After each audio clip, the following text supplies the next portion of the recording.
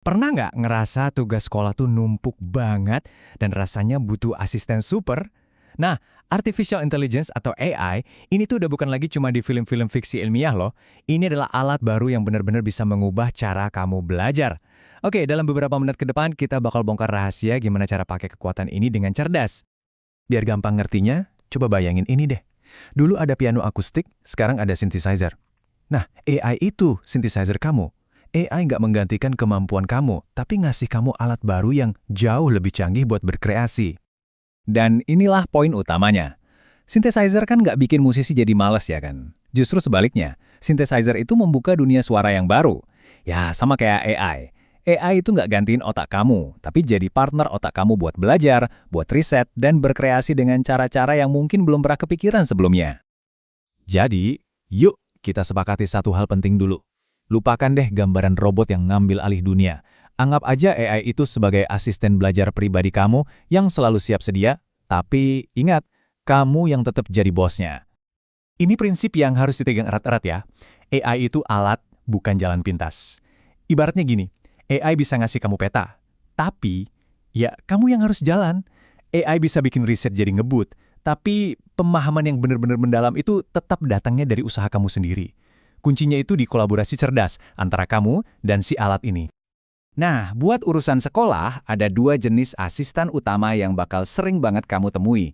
Yang pertama itu si penyihir kata, dan yang satu lagi si pelukis imajinasi. Masing-masing punya kekuatan supernya sendiri loh. Yuk kita kenalan lebih dekat sama dua teman baru ini. Soalnya, makin kamu paham cara kerja mereka, makin dahsyat juga hasil yang bisa kamu dapetin. Pertama ada chatbot, si ahli kata-kata. Kamu pasti udah ngedenger kan nama kayak ChatGPT? Nah, anggap aja nih temen ngobrol super pinter yang bisa kamu tanyain apa aja, minta ringkasan buku yang tebelnya minta ampun, atau bahkan bantu kamu mulai nulis esai yang rasanya buntu banget. Coba deh bayangin punya tutor pribadi yang nggak pernah bosen ngejelasin rumus fisika jam 3 pagi. Atau rekan debat yang siap nguji argumen kamu sebelum presentasi penting. Nah, itulah kekuatannya si chatbot. Dia selalu ada, kapanpun kamu butuh. Selanjutnya, ada si pelukis imajinasi. Wah, ini bagian yang paling seru sih. Kamu tinggal bisikin aja ke dia. Misalnya, gambarin dong seekor kucing lagi baca buku di perpustakaan di Mars, tapi gayanya lukisan cat air. Dan boom! Dalam hitungan detik, imajinasi kamu langsung jadi nyata. Serius, ini kayak punya seniman pribadi di kantong kamu. Jadi bedanya jelas banget ya. Di satu sisi kamu punya ahli teks buat segala urusan tulisan, riset, dan diskusi.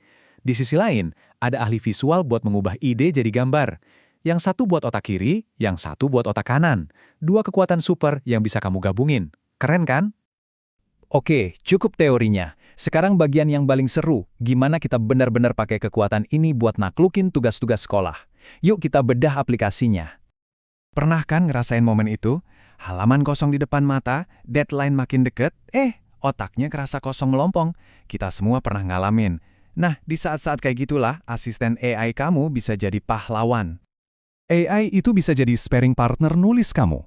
Coba aja minta dia kasih 5 judul esai yang provokatif. Atau setelah kamu nulis, minta dia jadi editor galak buat nunjukin di mana kalimat kamu lemah. Kamu bahkan bisa bilang, ubah paragraf ini biar kedengaran lebih akademis.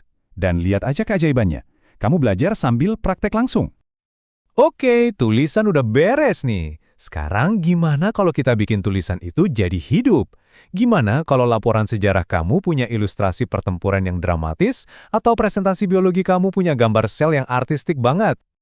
Nah, disinilah si pelukis imajinasi beraksi. Kamu bisa ciptain potret karakter utama dari novel yang lagi kamu analisis, atau bikin infografis keren tentang siklus air buat tugas geografi. Tiba-tiba, tugas sekolah itu bukan lagi sekedar teks doang, tapi jadi kanvas kreativitas kamu. Dan mungkin inilah keajaiban terbesarnya. AI itu beradaptasi sama kamu. Kamu yang nentuin kecepatannya, kamu yang nentuin gaya belajarnya. Jadi pendidikan itu nggak lagi satu ukuran buat semua, tapi jadi sebuah perjalanan yang khusus dibuat untuk kamu. Coba pikirin betapa fleksibelnya ini. Kamu butuh penjelasan yang super sabar, AI bisa jadi tutor yang ramah. Kamu butuh tantangan, dia bisa berubah jadi lawan debat yang sengit, yang bakal nyari-nyari celah di argumen kamu. Pokoknya, dia bisa jadi apapun yang kamu butuhin buat belajar.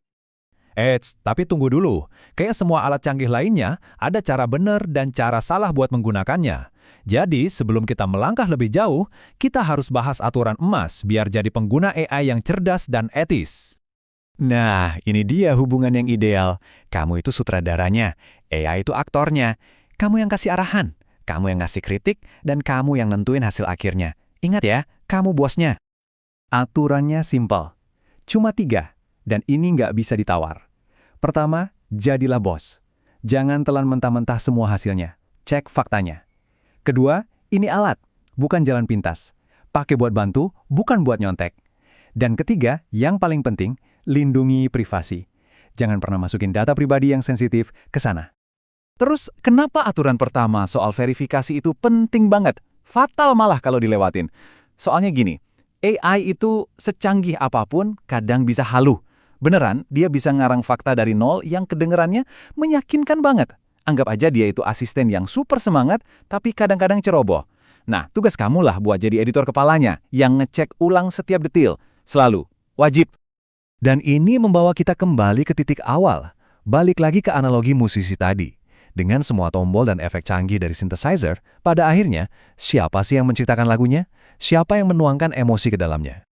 Jawabannya udah jelas, ya sang musisi. Sama seperti kamu.